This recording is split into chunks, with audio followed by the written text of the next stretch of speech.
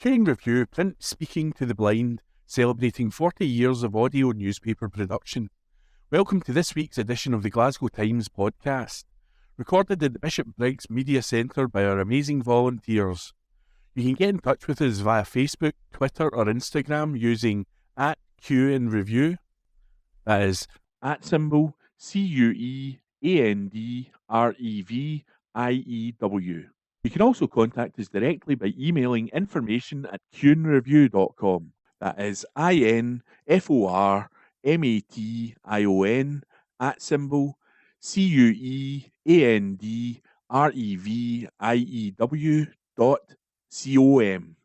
or by calling 0141 772 3976. That's 0141 772 3976. From the Glasgow Times, Thursday the 26th of September, from the news section, world's longest go-karting track to open in X-Site Braehead. Report by Rebecca Newlands. A huge indoor karting track is set to open in X-Site Braehead after its ski slope closed down. K1 Speed aims to bring a new level of excitement to the Renfrew Leisure facility when they open their flagship racing track in autumn 2025. The indoor go-karting attraction will combine high-speed electric karting with a cutting-edge esports lounge over 3 floors and a £5.5 million investment. Spanning over 90,000 square feet, the high-spec track will be equipped with the latest safety technology and advanced timing systems so that racers of all skill levels can enjoy a unique and fun experience. They say the karts, priced at £15,000 each, are the most advanced in the world and can reach speeds of up to 40 miles per hour. With a track spanning 1,000 metres and a 35 high-performance karts racing at the same time, the firm claims the facility will be the world's longest. As well as the karting track, the lounge will feature premium racing simulators with advanced gaming technology. Around 80 jobs will be created in the opening, providing a boost to the local economy. The karting experience will replace X-Site's Snow Factor indoor skiing and tobogganing slopes, which initially shut in November 2022, before closing permanently due to financial and safety grounds. We reported in May that planning permission was being sought to build an e-karting facility, an associated bar restaurant and an esports area. K1 Speed has 100 locations worldwide, including 70 sites in the USA and tracks in Canada, Mexico, France and Italy. Kitty Vaughan, head of UK Leisure and F&B at Pradera Lateral, X-Site's asset management team, said, "We are absolutely delighted to welcome K1 Speed to X-Site Braehead, making us the home of the world's largest indoor karting track and esports venue. This exciting addition not only enhances our leisure offering, but also reinforces our commitment to providing inclusive and engaging experiences for all visitors." K1 Speed's innovative approach and dedication to community engagement align perfectly with our vision for X-Site Braehead. We look forward to seeing the positive impact of the flagship venue will have in Glasgow and beyond. Matt Hollyfield, Managing Director and spokesperson at K1 Speed UK, added, "Our goal is to provide a top-tier entertainment experience that appeals to both casual racers and serious competitors. The new K1 Speed Braehead will embody our commitment to innovation, safety and fun, and we're excited to bring this to the region. We chose X-Site because of its vibrant community and love for motorsport, and can't wait to see the excitement this new venue will bring to Glasgow." And that report was written by Rebecca Newlands and read by Ian McKenna. From the Glasgow Times, Thursday the 26th of September, from the news section, evil killer left pub in taxi before murder. Article written by Ben Waddle. A cruel killer who brutally murdered his partner after returning home from watching football has been caged for life. John Higgins admitted to fatally attacking Amanda McClare at her home in Glasgow on May 7th, 2022. The 64-year-old pleaded guilty to a charge of murder at the High Court in Glasgow on July 31st, at the start of the trial against him. The court heard how the brute had attended a football match before drinking in 2 pubs. The criminal left the last bar at 5:20 p.m. and was taken to Ms McAleer's house by taxi. During the journey, Higgins said he was looking forward to ordering an Indian meal and watching football on the TV. Meanwhile, 50-year-old Ms McAleer was visiting her elderly mother, who lived near her Barmulloch home in North Glasgow. The Crown Office and Procurator Fiscal Service, COPFS, said she received a call from her son at 6:48 p.m. asking her to keep his dog, which she had been looking after, for an extra day. Tragically, this was the last time anyone had contact with Ms McAleer before she died. The COPFS said Higgins was caught on CCTV leaving her home at 9:46 p.m. He then attended the home of relatives and told how he had been arguing with Ms McAleer. The monster said that the mother of one had been unplugging the television while he had been trying to watch it. Higgins went on to say he had seen red and he thought things had went too far, but never mentioned she might have been injured or she might need medical attention.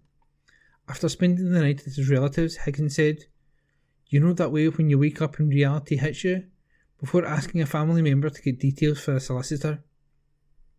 Meanwhile, at 12 p.m. on May the 8th, Ms McAleer's son arrived at her home to pick up his dog. When no one answered the door, he let himself in using a set of keys he kept before finding his mother's body in the kitchen.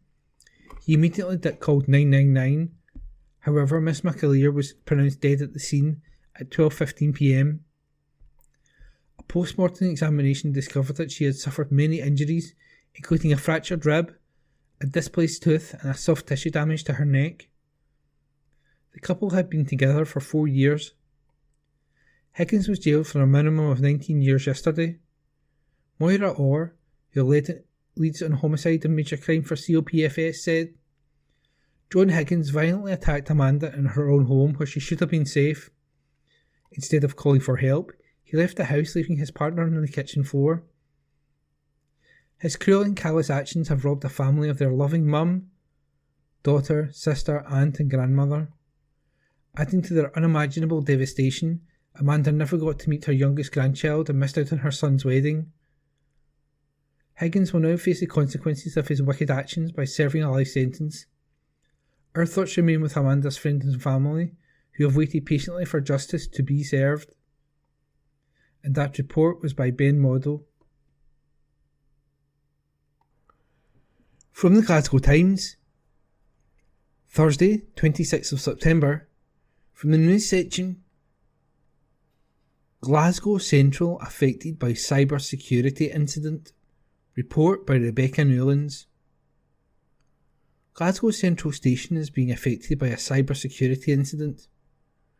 Public Wi-Fi at the city centre train station has been hacked, with users trying to access the network being met with a web page titled "We Love You Europe," followed by information about terror incidents. It is understood that of the 20 stations managed by Network Rail, 19, including Glasgow Central, are affected. The issue first arose around 5 p.m. on Wednesday evening, and it has been confirmed that the Wi-Fi is still down as of 8 a.m. on Thursday morning. An investigation into the incident is underway by British Transport Police. A Network Rail spokesperson said, "We are currently dealing with a cybersecurity incident affecting the public Wi-Fi at Network Rail's managed stations. This service is provided via a third party and has been suspended while an investigation is underway. Telent is the Wi-Fi provider for the stations, and they confirmed that they were aware of the investigation." A spokesperson for Telent said, "We are aware of the cybersecurity incident affecting the public Wi-Fi at Network Rail's managed stations and are investigating with Network Rail and other stakeholders. We have been informed there is an ongoing investigation by the British Transport Police into this incident, so it would not be appropriate to comment further at this stage." British Transport Police were also contacted for comment. And that report was by Rebecca Newlands. From the Glasgow Times, Thursday the 26th of September, From the news section, hundreds of cannabis plants found. More than 200 cannabis plants have been found in a raid of a Glasgow home. Officers made the discovery when they descended on a property in Glenkirk Drive in the city's Drumchapel on Tuesday at around 8 p.m. The force says the hall has an estimated street value of around £98,000. Reports on social media told of a significant police presence in the area at the time, and locals claimed there was a strong smell. One said, "What's happening? Lots of police around." Another wrote, "Police raided someone on Glenkirk Drive. The smell was crazy." A third added, "I drove past earlier and the smell was so strong." A fourth replied, "I drove by last night and the smell was insane. So many police cars, looked like a massive raid." Cops are now making efforts to track down those responsible for the significant find. Detective Inspector Alan Ferguson said, "The significant recovery highlights our commitment to disrupting drug-related crime in our communities. It also reinforces our ongoing commitment to the Serious Organised Crime Task Force and the country's Serious and Organised Crime Strategy. Information from the public is vital to our efforts, and I would encourage anyone concerned about drugs-related activity to contact Police Scotland on 101. Alternatively, you can report anonymously via Crime Stoppers on 0800 555 111. That's 0800 555 111. And that article was unattributed. From the Glasgow Times, Thursday the 26th of September, from the news section, injured man spat on officers at darts event. Report by Connor Gordon. An injured man spat at police officers at a darts event.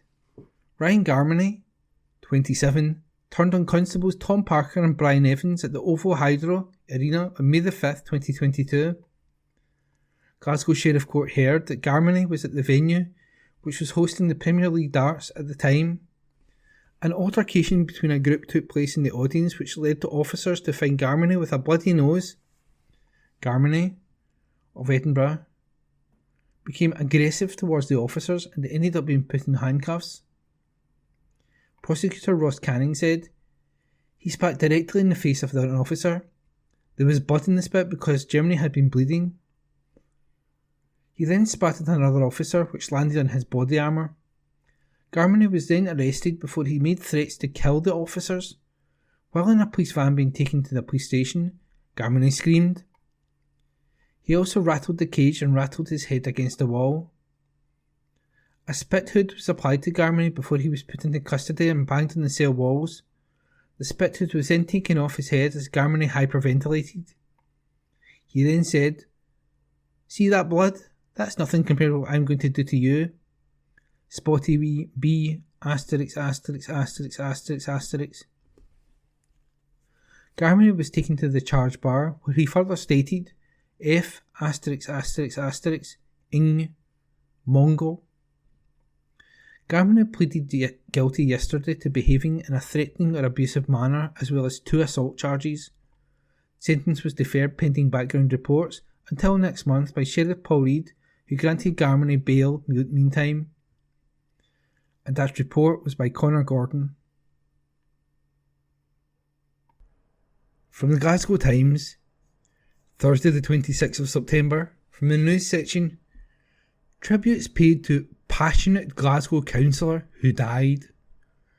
Report by Rebecca Newlands. Tributes have been paid to a Glasgow councillor who has died after an illness. SNP councillor Kenny McLean was elected in the Partick ward in 2007 and represented Kelvindale and Partick East in the city, where he lived for most of his life. He was also the city convener for neighbourhoods, housing and public realm. The Glasgow SNP group announced his death on Wednesday evening in a touching tribute. A spokesperson said, "We are devastated to share the news that our dear friend and colleague, Councillor Kenny McLean, has died after an illness which he bore with his usual cheerfulness. Kenny was an SNP Glasgow councillor since 2007 and a tireless campaigner for Scotland and social justice. Kenny was a passionate supporter of Scottish independence, community-led housing associations, his ward, Partick, his constituents, and St Mirren. He was no nonsense, pragmatic, funny, kind, and had absolute integrity, a friend to so many, and he'll be missed more than he'd ever have known. More tributes soon flooded in for the councillor, including Labour MSP Paul Sweeney, who said, "I'm very sorry to hear of Councillor McLean's passing. I remember him well from the @Get Glasgow Moving campaign hustings in 2017, where he spoke passionately about improving the city's public transport. It's an ambition we will all continue to work to realise. May he rest in peace." Stuart McMillan, MSP, wrote, "I'm so sorry to read this. Kenny was such a great person, and I will remember him smiling and laughing and being positive. R.I.P. Kenny." Scottish Greens councillor for Pollock Shields John Molyneux added, "I'm so sorry to hear this. What a big and sad loss. My thoughts are with Kenny's friends and family, and of course with all the SNP group."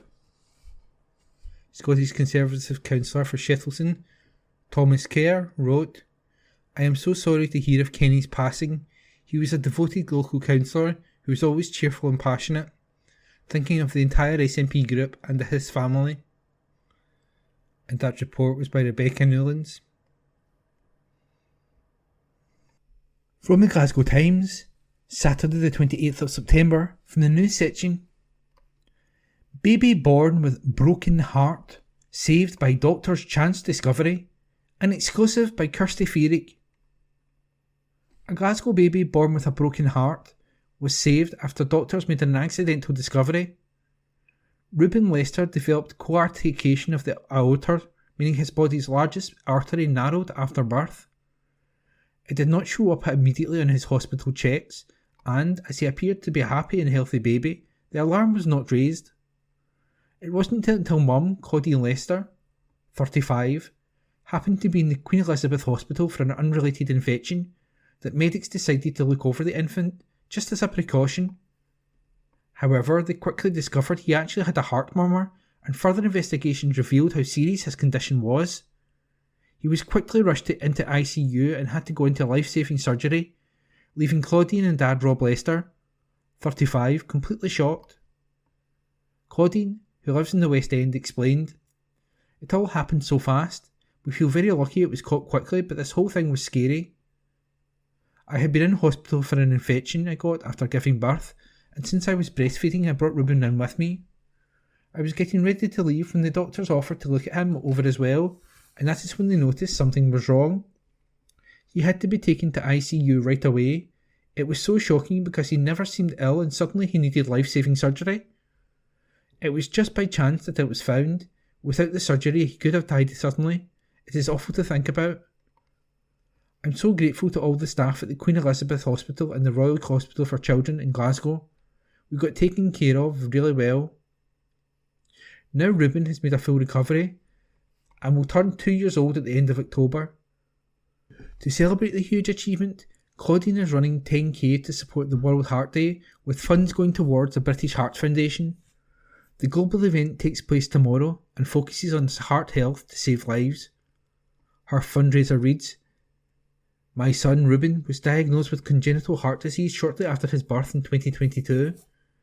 He had a rare condition called coarctation of the aorta, where part of his aorta narrowed after birth. He had life-saving heart surgery and is now under lifelong cardiac care for his bicuspid aorta. We were so lucky his condition was found routinely and operated on before it had any detrimental effect. To celebrate Reuben turning 2 in October, I'm challenging myself to a 10k race. I aim to raise as much money as I can for the wonderful British Heart Foundation, both for Reuben's future care and for families in similar situations to us, babies born with broken hearts, and all the other heart issues that can occur at all ages." It added, "To celebrate Reuben turning 2 in October, I am challenging myself to a 10k race. I aim to raise as much money as I can for the wonderful British Heart Foundation, both for Reuben's future care and for families in similar situations to us, babies born with broken hearts, and all the other heart issues that can occur at all ages. Harper and Rubin will also be running the mini races, so it's a full family effort. Rob is lead cheerleader. The British Heart Foundation funds life-saving medical research to beat the world's biggest killers. Every donation funds scientific breakthroughs. Your donations will support the life-saving research that turns science fiction into reality. To donate towards Claudine's run and support the British Heart Foundation, check online. And that article was an exclusive by Kirsty Feerick. From the Glasgow Times, Saturday the 28th of September. From the news section, exclusive. Glasgow woman lucky to be alive after Cairngorm avalanche. Report is an exclusive by Amanda Keenan, senior reporter. A Glasgow woman has told how she cheated death after being submerged by an avalanche while climbing in the Scottish Highlands. Maddie Owen was left clinging to the side of Cairngorm Mountain while surrounded by snow for 4 hours until rescuers traced her and came to her aid. The 24-year-old and her climbing partner were swept almost 90 metres down the rock face after an innocent move in their ascent triggered the terrifying event. Maddie, from Denniston, exclusively told the Glasgow Times how experts have told her it was a miracle they survived. She said, "I've been winter climbing there before without any issues. However, this time things suddenly took a devastating wrong turn. The weather conditions quickly changed and my friend went to move. It triggered a huge rush of snow that just pushed us right down the mountain. It all happened so fast that we didn't have time to think. 1 minute we were climbing and the next we were trapped by a massive bank of snow. It was terrifying. Thankfully, my climbing harness was still attached to the rock, so I mainly suffered scrapes and bruises, but my friend suffered a broken ankle and serious spinal injuries, so there was no way for us to move.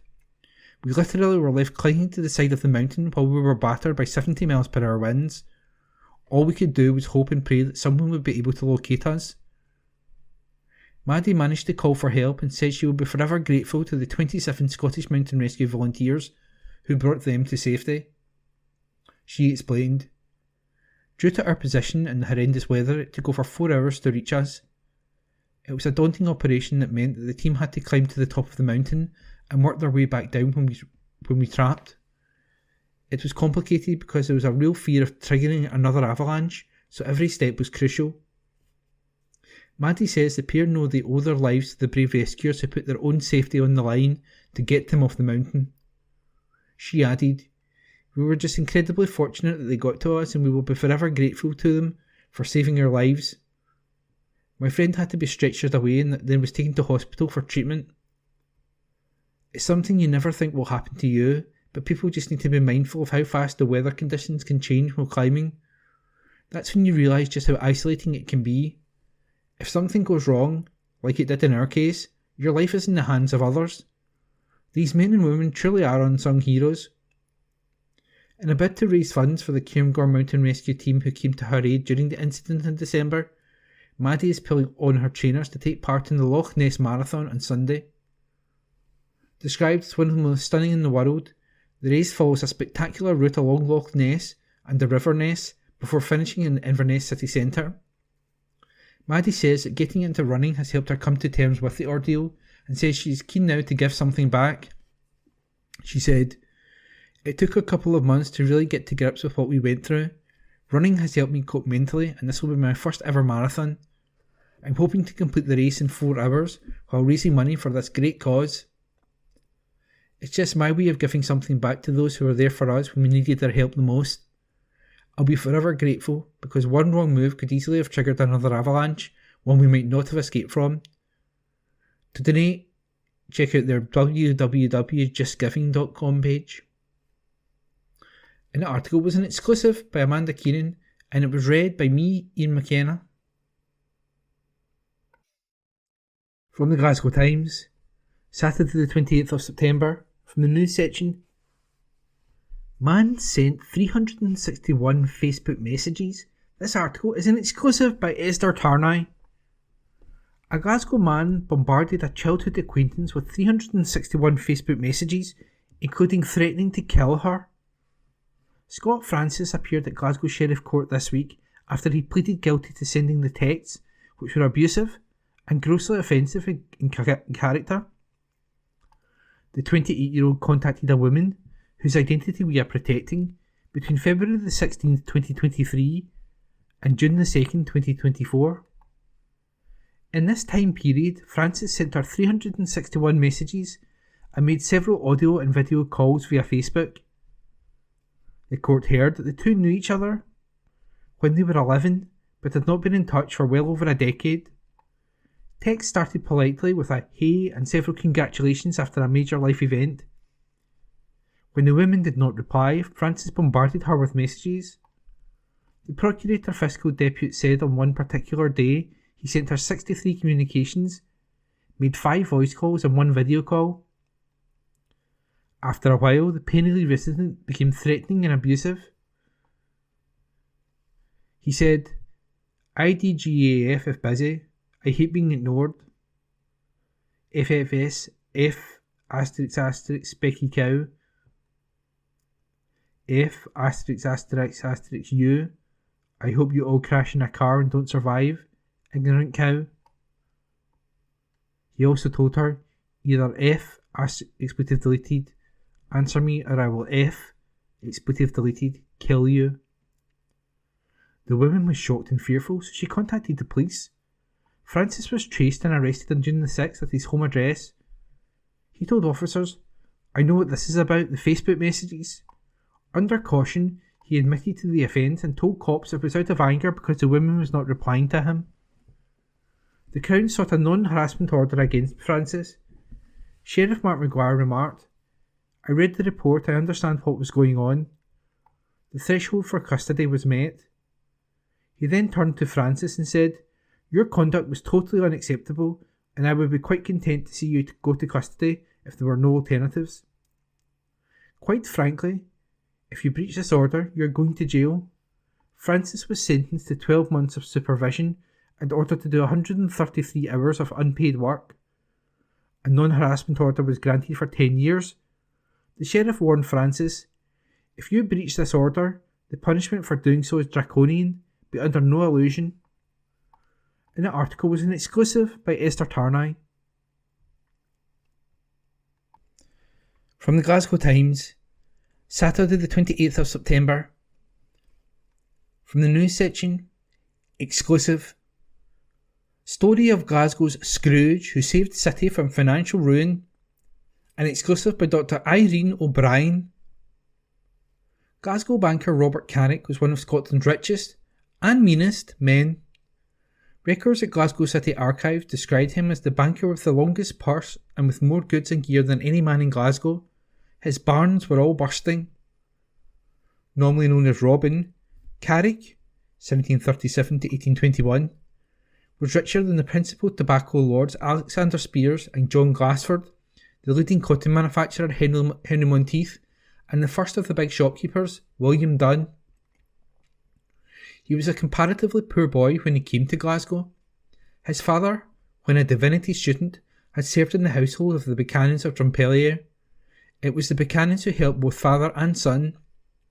The family helped Robin's father become the minister in Houston, Renfrewshire, and, when Robin was 14, one of the family helped him get a bench in the newly founded Ship Bank. The Glasgow Ship Bank was Glasgow's first bank, founded in 1750 at the corner of Saltmarket and Bridgegate. Robin later built fine new premises for the bank in Glassford Street. He gradually worked his way up the ladder and, eventually, he and his elder cousin, Miss Jenny Paisley, continued to live over the old bank. Its situation is still indicated by the name Ship Bank Lane when provided the backdrop to Paddy's Market. He also had a country house at Mount Vernon. Robin had interests in other businesses besides banking, including from 1761 in partnership with John Brown, a muslin manufacturer. They also heavily invested in land and farms scattered across Glasgow and the Lowlands. He dealt with these businesses at lunchtime. The bank was forced to close its doors in 1775 when the outbreak of the American War of Independence disrupted the tobacco trade. However, it reopened the following year with Robin as its manager under a new partnership, Moore, Carrick & Co., and subsequently Carrick, Brown & Co. Glasgow's tobacco merchants had invested heavily in American colonies, making much of their profits through enslaved labour. Following the Revolutionary War, much of their property was requisitioned without compensation.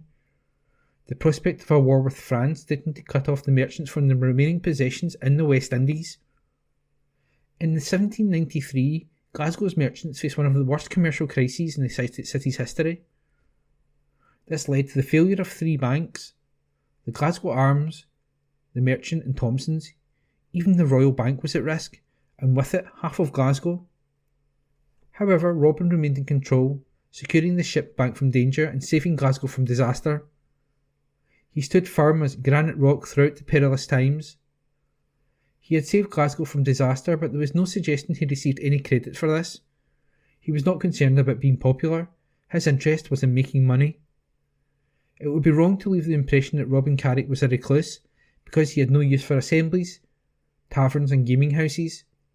There was another side to him. He played the fiddle, and would spend hours on the instrument with an old friend and fellow musician. Robin was well known around the city, particularly identifiable because of his unusual attire.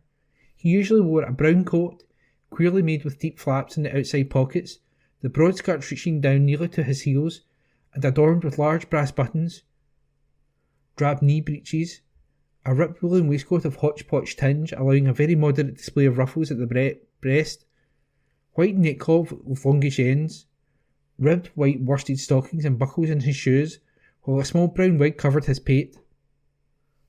When he died in 1821, Robin was said to have amassed a vast fortune of around £1 million. Apart from some remote family bequests, he astonished the city by willing the residue to the Buchanans of Drumpellier, then of Mount Vernon. This was unexpected evidence that Robin Carrick had a streak of sentiment in his character, rewarding the support given by the Buchanan family at the start of his and his father's career. And that article was read exclusive by Dr. Irene O'Brien. From the Glasgow Times, Tuesday the 1st of October, from the news section. Dealer boasted he was raking in £4 million a month. Report by Connor Gordon. A dealer nicknamed Glasgow Celtic forged links with a fellow criminal known as MRR-Rangers during a multi-million-pound drug trafficking operation. Paul Easton boasted how the cartel was raking in £4 million a month from selling cocaine alone. The 36-year-old, who lived a flash lifestyle from his ill-gotten gains, was in the same criminal network as ex-Mr Scotland bodybuilder John Barry McDuff. Easton has now joined McDuff behind bars after the authorities smashed the EncroChat phone network used by scores of criminal gangs. Easton will be sentenced at a later date after he admitted his guilt at the High Court in Glasgow. The hearing was told how the dad was in contact with a number of associates in EncroChat, including an individual with the handle MRR-Rangers. Easton used the name Glasgow Celtic. The pair discussed purchasing cocaine, which he stated could sell for £40,000 per kilogram. There was also chat of MRR-Rangers paying Easton £320,000, as well as £100,000 to be collected in Johnson, Renfrewshire. Easton was also in touch with another individual, remarking how he was spinning 100 plus bro. Procurator Adrian Stalker said, these messages indicated that Easton and his associates were selling in excess of 100 kilograms of cocaine per month at a price of at least £40,000 per kilogram. In another conversation, Easton chatted about different types of cocaine, which included Chanel and CR7. Easton also gave advice to an associate about how to avoid detection by the authorities, as well as the purchasing of a hydraulic press to help prepare and package drugs. Easton was further in contact with McDuff, known as Reversally, about the purchase of heroin and cannabis. Easton's own personal mobile was examined during the probe. Mr Stalker added, images recovered suggested he lived a very comfortable lifestyle, including expensive holidays and motor vehicles. Easton of Straven, Lanarkshire, pleaded guilty to a charge of being involved in serious organised crime. This spanned between April 2018 and February 2023. Thomas Ross KC, defending, told the court that Easton latterly worked in a senior role at a plant hire company. Sentence was deferred pending background reports until next month by Judge Lord Renucci. He told Easton, "Obviously you have pleaded guilty, and your status has changed unfortunately. I am not prepared to give you bail and you will be remanded in custody." Macduff was jailed for 7 years earlier this month after he admitted to the same charge. And that article was written by Connor Gordon and read by me, Ian McKenna. From the Glasgow Times, Tuesday the 1st of October, from the news section, ex-boxer wore horror mask and held machete to prey on women. Report by Connor Gordon. A former boxer was spotted wearing a horror mask and clutching a machete amid a campaign of intimate terror. Ryan McNichol, 42, preyed upon a woman in Glasgow's Parkhead area between December 2019 and July 2023. McNichol hurled abusive names towards his victim and restricted her from using the kitchen by attaching a lock to the door. McNichol was also seen by a neighbour at midnight with a Jason from Friday the 13th mask on his face while he roamed his living room. He later told the court that he wore the mask after a child in the property was having nightmares and wanted to make him laugh. First offender McNichol was convicted at Glasgow Sheriff Court of engaging in a course of abusive behaviour. He separately pleaded guilty by breaching a bail condition by contacting the woman after his initial release from custody. The offences began 3 years after McNichol's last of his 48 recorded fights. The court heard that McNichol was verbally abusive to the woman. He made remarks such as, "I found you in the gutter and I will put you back in the gutter." McNichol also called her fat, scum, no one wanted her or cared for her, and no one would love her. She told the court in her evidence that she did not call the police as she believed that McNichol would kill her. She also stated that she was assaulted by McNichol after she lost £30 from her purse. The witness further claimed that after the alleged beating, he told her, "Know your place." However, accusations of physical attacks on her were deleted by the jury during the verdict. A neighbour spoke about seeing McNichol through a window in the night on July 18th, 2023. Prosecutor Darren Harty said, in his closing speech to jurors, he saw McNichol in a red top with that Jason mask on holding a machete over his right shoulder. McNichol was quizzed about the mask, which he claimed he bought from Argos for Halloween, then left it in the box. He stated that he put it on as a child in the property was up with nightmares. Mr. Harty asked, "You were wearing a mask because a child had nightmares or terrors, so you put on a scary mask? Is that your position?" McNichol replied, "Yes." When police arrived at McNichol's home, the woman was described as in obvious distress. Officers spoke about the number of locks on the doors. It was also discovered that some of the windows had covers on them which prevented anyone from looking in, but people could see out. Mr. Harty stated in his speech, "The behaviour I've referred to is also known as intimate terrorism.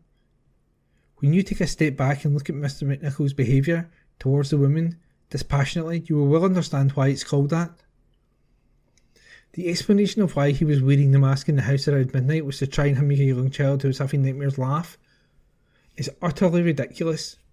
During the course of this trial, the mask he presents to the public and to this court has been truly lifted, and the true nature and character of Ryan McNichol has been exposed. Sentence was deferred pending background reports until next month by Sheriff Joan Kerr, who granted McNichol bail meantime. And that article was written by Connor Gordon. From the Glasgow Times, Tuesday the 1st of October, from the Arts and Entertainment section. Phineas Gig, a 10-time Grammy and 2-time Academy Award winning singer-songwriter, is coming to Glasgow next year. Phineas O'Connell, who is the brother of global pop star Billie Eilish and has co-written and produced her 3 studio albums, will be hitting the road for his For Crying Out Loud tour next year. The UK leg of the tour will include a show at Glasgow's O2 Academy on April the 20th, as well as the likes of Manchester and London. The Glasgow show will follow the release of Phineas's forthcoming record, For Crying Out Loud, on October 4.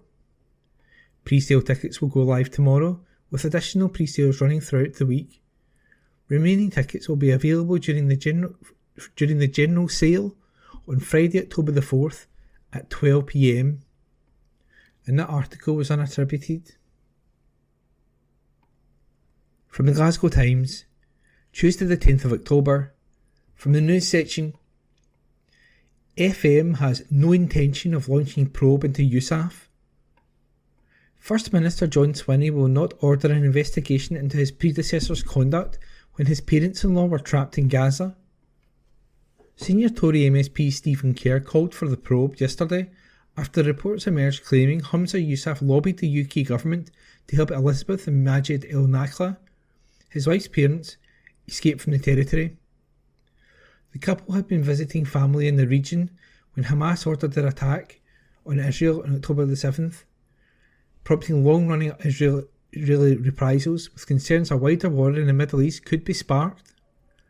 But speaking yesterday, the First Minister said he would not order an investigation into Mr Yousaf, describing the former minister's actions as the normal routine business of government.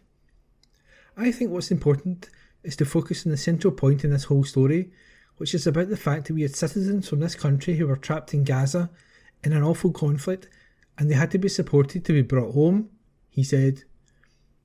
Asked specifically if he would order a probe under the ministerial code, Mr Swinney says, "I have no intention of doing so." The First Minister likened the actions of Mr Yousaf to that of his own government in response to the ongoing hostilities in Lebanon. We have been in touch with the Foreign Commonwealth and Development Office on that question about Lebanon, as members of the public would expect me to be, as they would expect my predecessor to be in touch on the Gaza situation, he said. This is the normal routine business of government, where your citizens are held in a difficult situation of conflict that you do your best to get them out. And that article was unattributed. From the Glasgow Times, Tuesday the 1st of October, from the news section, Mother gave kidney to stranger to save husband. This article is an exclusive by Kirsty Feerick. A mum gave her kidney to a stranger so she could save her husband. Susan MacDonald, 60, donated her organ so her partner Alan MacDonald, 60, would get a life-saving transplant.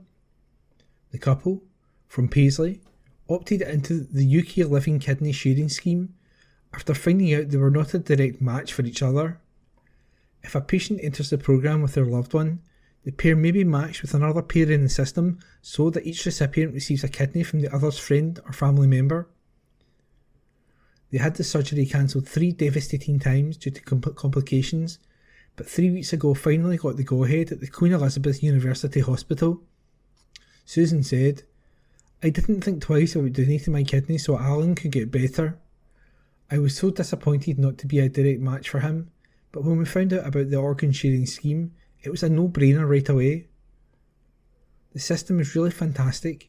It meant 3 people got life-saving operations, which is really incredible. We were nervous before it because it had been cancelled several times, which was very hard for us. When we arranged for the 4th time, we were anxious up until the last minute in case it got taken away again, but that actually took our mind off the surgery. After it, I felt really tired and sore, but now I feel I have turned a corner and I'm getting better every day. The NHS teams were so great with us, they do such a good job." Alan had initially refused to accept Susan donating her kidney as he feared for her own well-being. He had started struggling with kidney failure around 2 years ago after complications with his diabetes, leaving him in constant pain and fatigue. Susan insisted on helping him, and after Alan was assured by doctors that she would also make a full recovery, he agreed. Now they are both on the mend, they are planning to treat themselves with a holiday next year to celebrate. Alan said, "At first I didn't want Sydney to have to donate her kidney. I was worried about what that would mean for her. I was assured by doctors that her kidney function would be virtually the same and that she would be alright. We also haven't been able to do anything together since my health has not been good, so this opens up a new life for us. The first thing we are going to do when we are well enough is to go on holiday. We can't wait. We haven't been abroad in about 6 years, so it's been a long time coming. I don't know where we will go yet, but somewhere nice to treat ourselves." and the article was an exclusive by Kirsty Fierig. Glasgow Times News on Monday the 30th of September. Anger over the return of peak fares. An article issued by the Glasgow Times news desk. A train drivers' union has called on the Scottish Government to think again over its decision to restore peak time fares on Scotland's railways. The ASLEF union described the government's decision to end a nearly year-long trial scrapping peak time fares as a tax on workers.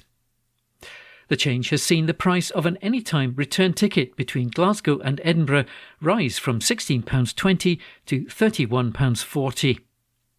The union added that it was a short-sighted decision that would damage local economies and make it harder to meet climate targets, and called on the government to reverse it in the next budget.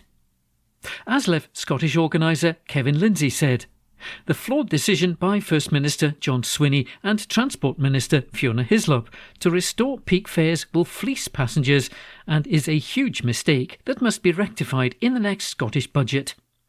Peak fares are no more than a tax on workers, and removing them was a step in the right direction to make rail fares more affordable. It put more money in the pockets of rail passengers. In Fiona Hislop's own constituency, the impact will be severe. If a worker now has to get an on-peak return fare from Linlithgow to Glasgow 5 days a week for 4 weeks in a month, they will be £166 per month worse off. That's a shocking indictment of the decision she's made, and the level of these rises in fares will impact local economies all across Scotland, as people see their disposable income reduced." A Transport Scotland spokeswoman said, "The peak fares removal pilot was a welcome incentive over the last 12 months, saving many passengers hundreds and in some cases thousands of pounds during the cost of living crisis. The Scottish Government would be open to consider future subsidy to remove peak fares should UK budget allocations improve in future years. Ministers understand that this will be disappointing for many rail users, particularly for those who cannot choose when they travel to and from work. That's why a 12-month discount on all ScotRail season tickets has been introduced, available weekly, monthly and annually." An article issued by the Glasgow Times news desk. Glasgow Times News on Monday the 30th of September. Family pays tribute to a woman who died in a crash that also killed 4 horses. An article written by Rebecca Newlands. A woman has been named after she died in a serious road crash that also killed 4 horses. Police were called to an incident on the A737 near Howwood in Renfrewshire at around 3 a.m. on Monday, September the 23rd. The collision involved a Mercedes A-Class car and an MAN box van. A 59-year-old woman who was a passenger in the Mercedes was pronounced dead at the scene. She's now been named as Leslie McTeer from Dreghorn. Leslie's family has paid a touching tribute to her following her tragic death. They said Leslie was a loving wife, mother, grandmother and a daughter-in-law. As a family, we're deeply saddened by the events that have caused such a void in our family.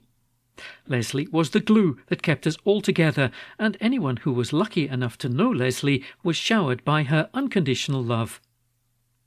A 33-year-old man who was also a passenger in the Mercedes and a 59-year-old man who was driving the van were both taken to the Royal Alexandra Hospital in Paisley to be assessed. Meanwhile, police received multiple reports of 6 horses roaming on the A737 during the incident, and 4 of them died after being struck by vehicles. 2 of them were taken to safety. Detectives are still looking into the crash, and they're calling on the public to get in touch if they witnessed anything significant. Sergeant Jack Swindles said, "Our thoughts are with the family of the woman who has died and everyone involved. Our inquiries continue to establish the full circumstances of the incident, and anyone who can assist with our investigation who has not already spoken to officers is asked to get in touch." An article written by Rebecca Newlands. Glasgow Times News on Monday the 30th of September. Fans rage as an iconic soft drink faces being axed by its makers. An article written by Andrew Smart. Fans of Old Jamaica ginger beer have been left in a state of shock after the makers of the iconic fizzy drink suggested that it would be axed. In a clip shared by Old Jamaica on its official website, an actor pretending to be a shelf stacker said, "It's time for our beloved Old Jamaica ginger beer to bid farewell to its beloved drinkers." The firm has also shared a number of mysterious messages on the popular social media platform Instagram, telling users to enjoy it before it's gone and stating, "Farewell, Old Jamaica." According to the Sun newspaper, these posts have been met with hundreds of messages from fans of the popular soft drink, with one writing, "They're apparently discontinuing the Old Jamaica ginger beer. Haven't we suffered enough as a people?" Another said, "Old Jamaica discontinuing their ginger beer? I have nothing left to live for." A third commented, "Old Jamaica ginger beer is being discontinued. This is criminal." Others took to X, formerly known as Twitter, to express some scepticism around the apparent axing. One user said, "So this Old Jamaica ginger beer farewell is just some fancy clickbait marketing campaign, isn't it?" Another added, "Old Jamaica ginger beer ending had better be some marketing gimmick thing, because I can't go for the rest of my life without the #1 top-tier soft drink. Worst thing to ever happen on this date if so." However, Hernan Cardero, Chief Coordinating Officer and Campaign Lead from SAMY Alliance, the creative agency behind the social media campaign, told Media Shots, "The chance to retire a brand was something that we'd relished, simply because, as far as we can work out, it had never been done before so publicly. We wanted to give Old Jamaica's loyal customers one last chance to say goodbye, to take that final sip and see the can ride off into the sunset." An article written by Andrew Smart. Glasgow Times on Monday the 30th of September. Lifestyle. Singer who spent 16 weeks at #1 announces a Glasgow show. An article written by Rebecca Newlands. A singer who once spent 16 weeks at #1 is coming to Glasgow on a new world tour. Legendary artist Bryan Adams dominated the music charts in 1991 with Everything I Do It For You, from the movie Robin Hood, Prince of Thieves. Over 30 years later, the Canadian is continued to delight audiences with news of his new tour in 2025, named Roll with the Punches, after his soon-to-be announced new album. Part of the tour will take place in the UK, with a concert at the Glasgow OVO Hydro on May the 13th, 2025. The tour will see Mr. Adams and his band performing across the globe throughout the entire year, and follows closely on the heels of his successful So Happy It Hurts tour. The tour, which spanned 3 years, included performances in over 16 countries across North America, Europe and Asia. Mr. Adams said, "I've been gigging in the UK for such a long time now, and each time I play here I remember why I fell in love with UK audiences. We're going to sing and rock the roof off these arenas." An artist pre-sale for tickets begins at 9 a.m. on Wednesday, October the 2nd, while the general sale begins at 9 a.m. on Friday, October the 4th. An article written by Rebecca Newlands. Glasgow Times News on Monday the 30th of September.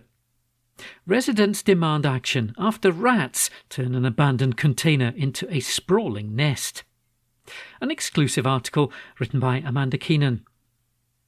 Angry residents are demanding an abandoned storage container that has become a magnet for rats is removed from their street.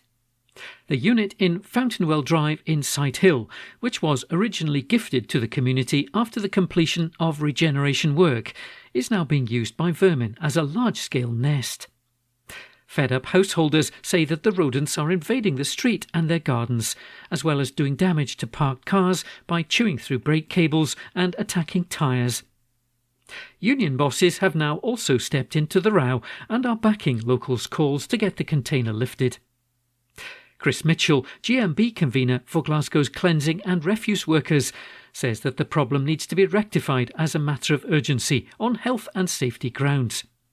He exclusively told the Glasgow Times it's completely unacceptable that people living here are having to put up with rats running about their street day and night. This eyesore needs to be taken away immediately before the problem spirals out of control. The rats have gnawed holes in the side and the back of the unit, which they're using to get in and out. It's become a breeding ground, and nobody would want an eyesore like this on their doorstep, yet alone close to the neighbourhood's local school. Chris says the explosion in vermin has become a citywide issue. He added, the problem is not just in Sight Hill, but across most of Glasgow now. We've been telling the government and the local authority about this for a number of years, and yet still nothing is being done. One resident told the Glasgow Times how he regularly sees rats running underneath his car. He said, I've had brake cables chewed through and tyres damaged. People here just want the container gone, and hopefully that will see the rats move too. It's a horrible feeling when you see them scuttling about in the street and in the gardens looking for food. It's only a matter of time before they get inside homes. It really is becoming that bad. The Glasgow Times understands that the unit was gifted to the community to store garden equipment.